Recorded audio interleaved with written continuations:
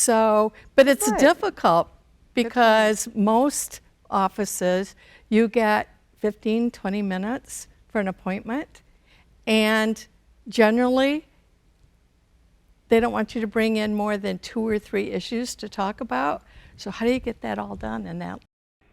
The opinions expressed in the following program are those of the producer and not necessarily those of WKTV Community Media.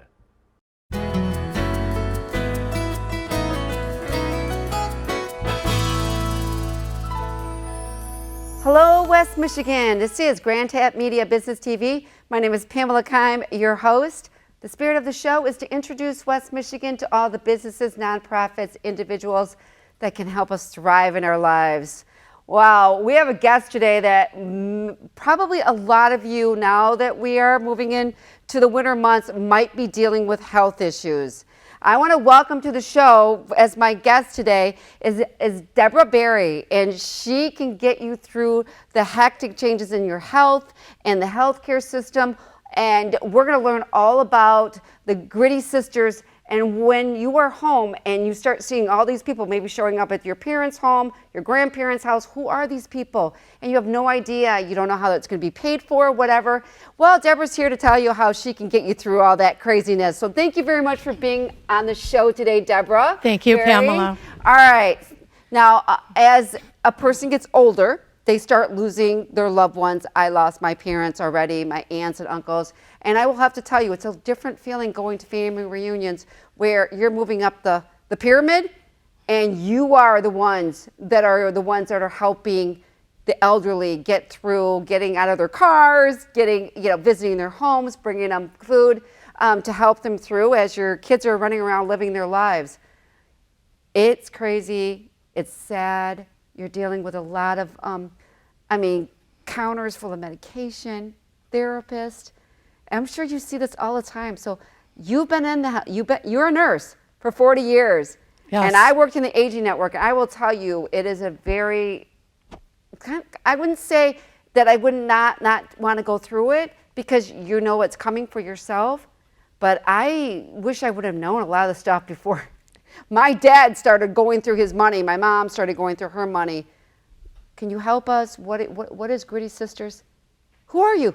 How can you help us through this crazy time of taking care of being a caregiver? Well, I started Gritty Sisters as a means of working with women who I felt had a lot of grit. And the grit, I say, is their guts, the resilience, the initiative, and the tenacity they have to move things in life. And one of the biggest things we do, whether we have a license to practice nursing or not, is nurse and nurture others. Right. Well, I just wanted somebody to hold my hand through all this because I had no idea what it would be like to watch your parent. My mom died in '99. I told you this before we started here. And my dad just died in 2019. I miss him dearly. It's been a while for my mom. But that was probably the first time I ever saw anybody go through the whole dying process at home, and having everybody coming in trying to help. You understand that, right? I do. Yeah. I walked through it with my mother, a sister, and my father within a 15-month period. I'm the oldest of 8 children. Oh, boy. So there were a lot of dynamics even to get into while you're in that caregiving situation, because everybody has a different perspective. Right. But besides just the dying process, there are the other issues. Like I had a grandson that was in a traumatic auto accident that I spent 6 weeks with after he was discharged from the hospital and then rehab and then coming home. And the chaos, the uncertainty, the fatigue of trying to move through all those things is overwhelming.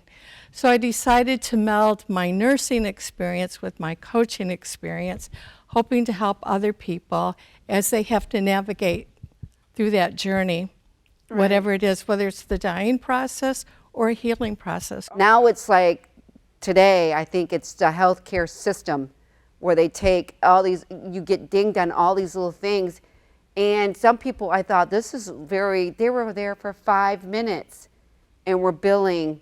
I'd get those things, that we see them in the mail, my parents, they would be we would be helping my mother navigate through all this. I'm like, the lady, they were here for 5 minutes. and it was extremely expensive.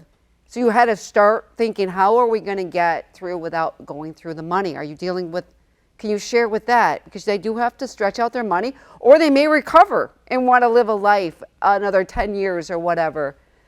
Well, first I want to say, I believe healthcare providers in the system all want to do a good job. I know. And they're doing the best they can. But I feel that our system is really broken. We talked about the book Megatrends just before we came on air. My husband is it's sitting on our coffee table currently. He pulled it out of the archives for another issue. So he said back in the early 80s, as we became more high tech in our world, we were going to lose the touch that we had, and we were going to have to find a way to balance the high tech along with still having human touch.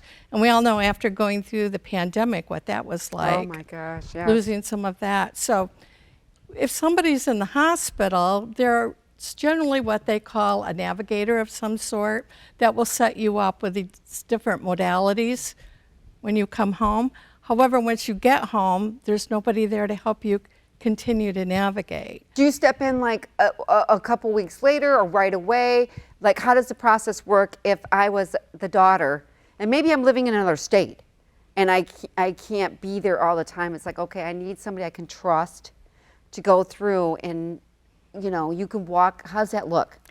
It's up to the individual. If people have an idea that there's going to be some kind of chaos or they're going to need some help when they come home, I can get started sooner, but often it's after they're there. And the now whats. I have one client I've been working with. Their husband was discharged from the hospital going home on hospice, which, by the way, the last 15 years of my nursing career were in hospice. Oh, so I also talk about the I'm not saying grief. hospice is bad. No, the grief of going through all this. There's grief in that, but they anticipated 2 weeks. That was a year ago last October, and he's still alive, and they're like, this is still going on. Right. Now, they're a fortunate family. They have means to bring in a lot of resources and help them, but over and over I heard, why? Why is this person come in? What are they going to do? How is that going to help us? Exactly. Are you getting in return for what you're writing the check? And that's not that. But it could be maybe your insurance company is paying $60, but you're still paying a deductible. You're still paying, and that's what I kind of saw. It's like, all right. And anyways, it could be as simple as you just, okay, I think we're far enough along that we can let this service go and not need to be ordered. Or understanding even what that service is supposed to do, can do. I took care of a dear aunt of mine in the last few weeks of her life, and they were sending in all these people. And again, I don't want to discount what they do or their means, but they weren't coming to do, they were coming to teach myself and others what to do. And that wasn't really helping us. We needed more concrete help than, well, get this or do that and try this or try that. So you think you're going to call, like, it's, you know, they're going to come like, you'll be here in like 10 minutes. No, that's not happening. And that's not the role of hospice. Right. You know, we're going to come in the next couple hours and maybe you teach them how to change an adult. You know, that's really difficult if you've not done it. There's a process in which that has to be done right? It makes it easier. And it's wonderful. It's a wonderful, wonderful service. It is. My dad was like in tears. It was very difficult, but there's a way to do it without breaking your back. That's right. I do a caregiver group. Okay. Because there's so much about the stress and burden of caregiving, and it's there and it's real. But in the group, I try to turn that into, okay, that's there and it's not going to go away, but what about our self-care as we're caregiving? Right. How does it impact all those different aspects of our lives? And how do we turn some of that into a more opportunistic experience where there's some joy that you can find or healing? There is joy, and that you just don't see it right away. There is moments that are just, you can't plan them. They just happen. I would think that was from God, where you have that. I remember the day before my dad passed away, you know, I was sitting there on his bed. You know, he's in a hospital bed in his living room, whatever.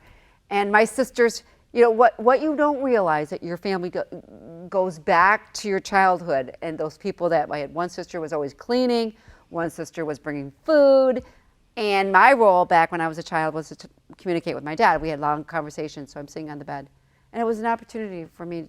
I knew that it was coming close, you know, to thank him for everything, and thank him for a life, a charmed life that I didn't realize I had. And so I had to go buy it myself, right? But all that kind of things, and it was just tears in his eyes because he wasn't able to communicate as well, you know, at the end. But he heard me, and I wouldn't take that away, Right. for a moment. But you have to realize that usually burnout. So talk about that. There was some siblings that were burning out, that had families to take care of. Plus, they were trying to be there with their parents, knowing that they're not going to be here. And you know, my dad, Right. everything was like the last birthday, the last, you know what I'm saying?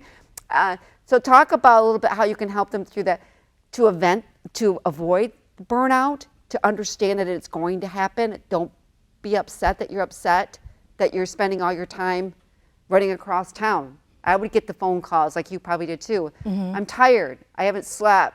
I have children that need to get from A to D. They have to go to school. Can you share with us how to avoid burnout before it happens? I don't know that you're going to totally avoid that stress. Don't that feel guilty about burnout, it then. No, it is what it is, and our feelings are real.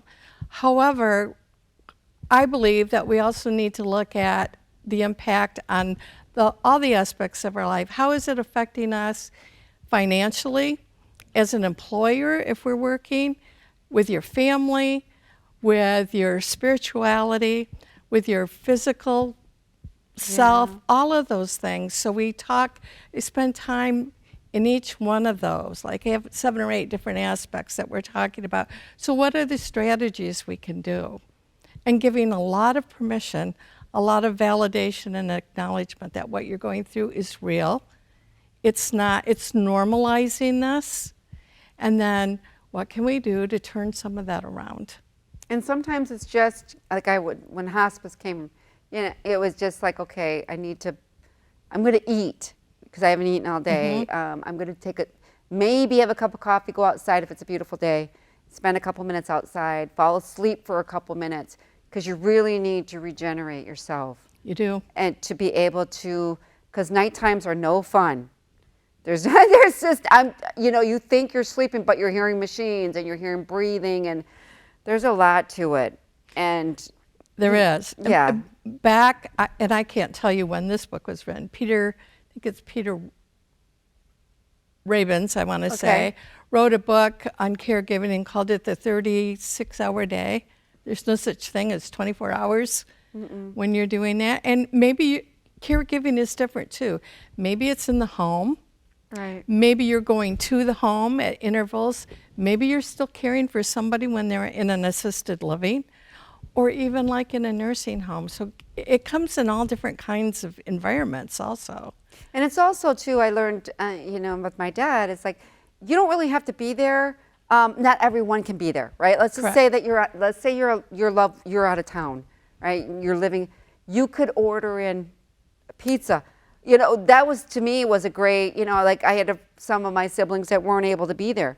I'm like, well, then send us a pizza on a Saturday afternoon, and we don't have to think about dinner because we're bathing dad or, you know, whatever. And, you know, that people don't understand that just give them a little bit of a relief where they, you know, or could take the laundry home and do it and then bring it back all done instead of the person there having that burden. Does that make sense? It does. I'm glad you brought it up because I'm working with a woman now that lives in Arizona.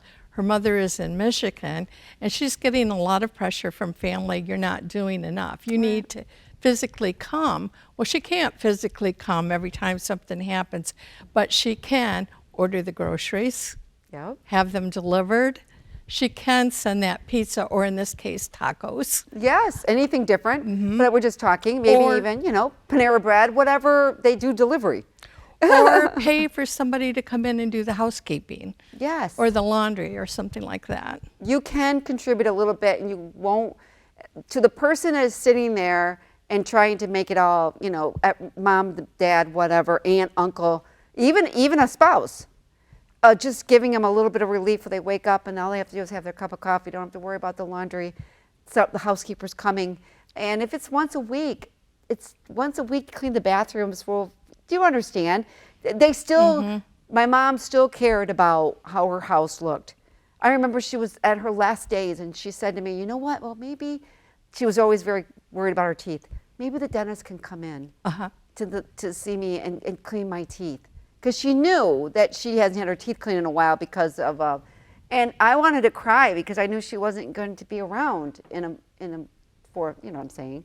And but she's still decent, you know, give dignity. Right. She cared about her teeth. We brushed her teeth, but she's, no, I got to go to the dentist. Maybe he can come here, you know, whatever, and to clean my teeth.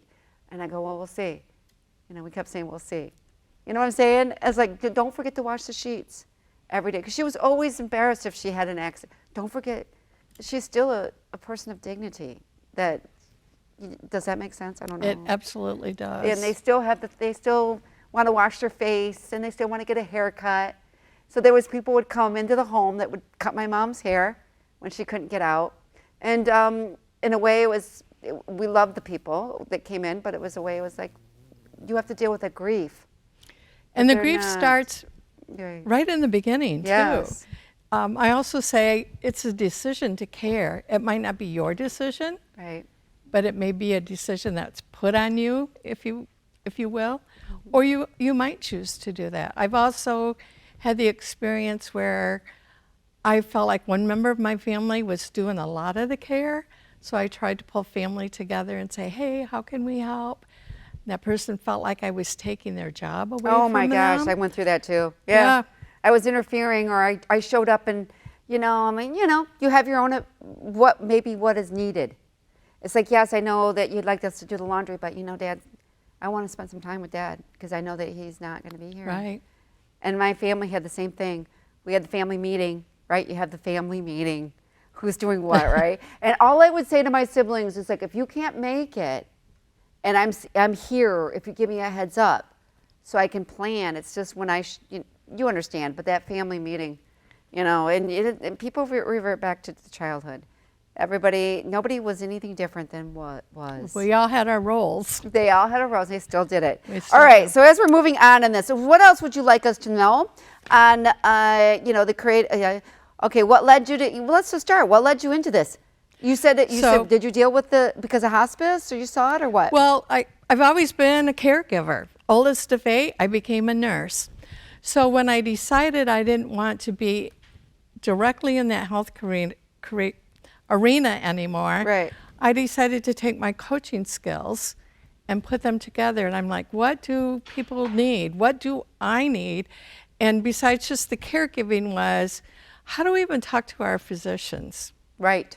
Or when a physician says, here's a pill, what if I don't want the pill? What if it gives me, right. How do you respond back to that? So what is the relationship you even want to have with a physician?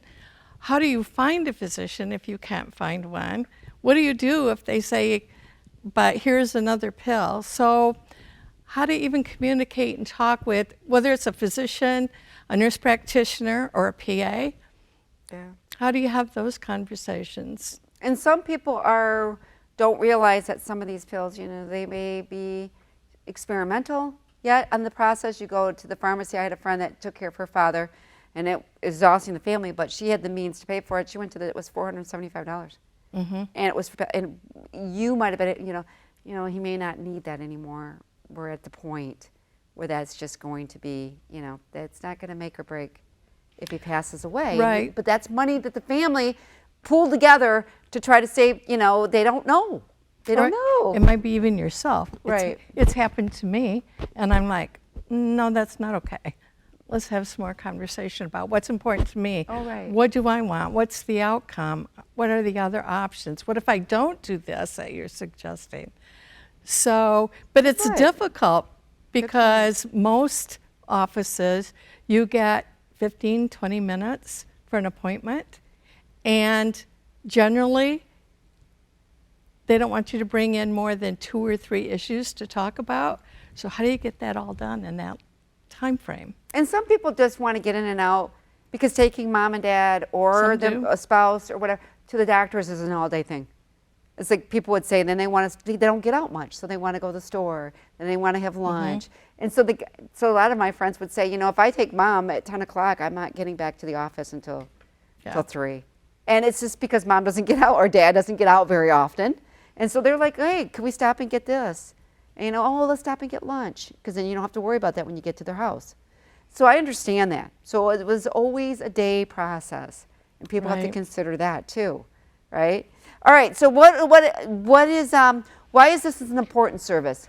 Because these are some of the questions I had. So why is it important if you're looking out there? I mean, just call up hospice to take care of it all, but you'll find out real fast that they don't do it all, but they do help, and they're only allowed in when it's certain level of care, right? So why is it so important to the average person that is, Well, one of the things that we know is happening is the pyramid you talked about Yeah, earlier I'm up there. is doing this. Yes. And in about another 30 years, it will reach like from about a 30% to a 50%. So we're getting older. There's going to be more of us. There are more people that decide maybe not to marry, that they're single and they're alone. They don't have anyone else to kind That is of gonna look happen. after and Yes. take care of them.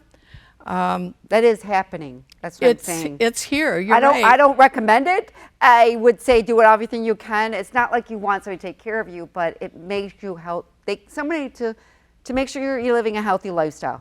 Right. It's everybody's different.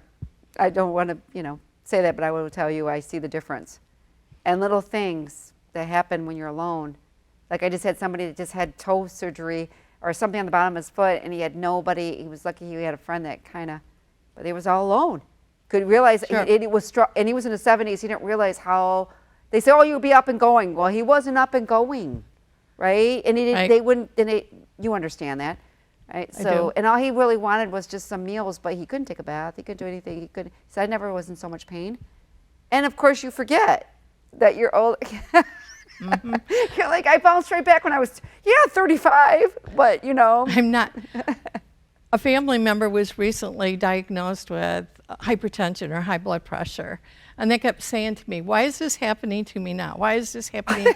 I'm in the best shape I've ever been. And I said, yes, but you're 44 now, not 29. Changes. Yeah, like you see these glasses. I mean, people are like, Yeah, oh. I didn't used to have to wear them, exactly. The other thing, Pamela, is that chronic disease is on the rise. Oh, I didn't know that. It is. Okay. So I don't remember the exact statistics right now, but where at about 50 or 60 we could expect to have one chronic disease, that's starting to double. Wow.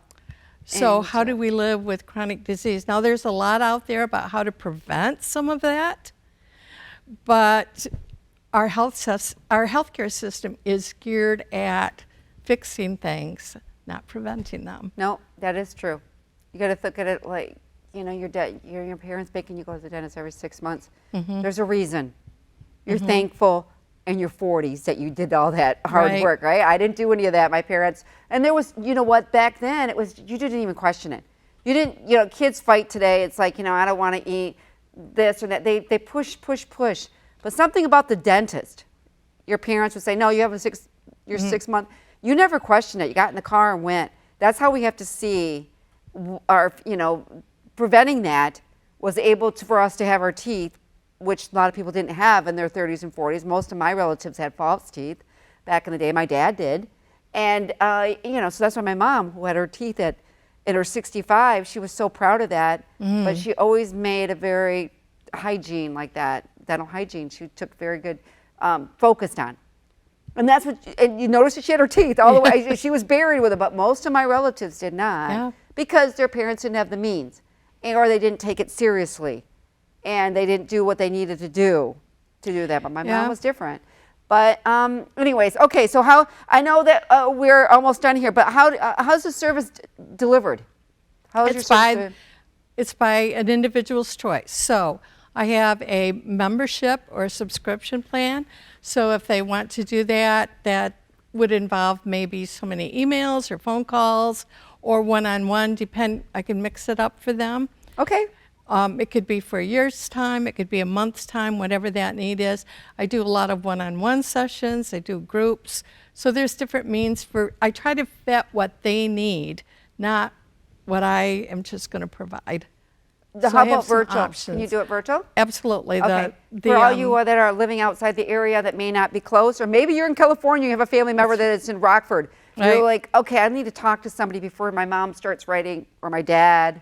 He's confused. It's not confused like he doesn't understand. There's just a lot coming at him, and his spouse is sick, trying to come home from Right. a hospital. And if you're caregiving, it's hard to get out and do one more thing. So if you can do Right. it from the comfort of your own home. And they want that. They want to Yes. recover in their own home. But like I said, one thing I did notice with people that are older, now that I'm getting up there, I understand that. I don't want too much going on if I have to do something. And I'm not those people that want 50 balls up in the air. And when I'm sick, I'm the biggest baby ever. I want to lay on the couch. I don't want to. Just tell me what I need to do. My husband puts like a little Vicks on my chest still when I have a Nice. cold. I try to recover naturally. Yes. With rest, and then I'll go, if it doesn't recover soon, I'll go to the doctor, but I try to do that. And I don't like a lot of things going on. I just want to get better. I'm just like a little kid, right? I just want to go back to bed. Now, too, I just want to say this quickly. If you need to get in to see your primary care physician, that doesn't happen the next day or 2 days I later. know, right? Yes. The person I talked about with the high blood pressure, when he called 3-4 weeks ago, he could get in January. I had personally an issue recently, called, I couldn't get in, and was told to go to the emergency room. Sometimes it's the urgent care. A lot of times, though, you go to an urgent care, depending on what's going on, you can still end up in the emergency room. Yeah, and you're And sitting there so amongst other people the that have, you cost- don't know what they have, right? That's the sad thing. There's what people do sit, and it's not that it's anything, but you can be Right. sitting in a waiting room for many, many hours, and you're already sick. And that's one thing I never wanted to do. I was like, I'm not going to an emergency. I have no idea what's everybody else. I'm just trying to recover myself. Right. And was able to do that. Okay, so let's go with it. Is there anything else you want to share with that we did not cover here? Because I want them to name your business, name what you kind of go right to just, how can they reach you? So what's your ideal client right now? So primarily it's women because they are mostly the caregivers, Yeah, but I do work with men. Yes? Ideally, either they are themselves going through a change in their health status and trying to figure it out, and or they're a caregiver. Yep. And really, I would recommend, if you know what's coming, that maybe somebody just was diagnosed, you might be dealing with it. My mom took her a couple years to kind of get into this and see what's out there.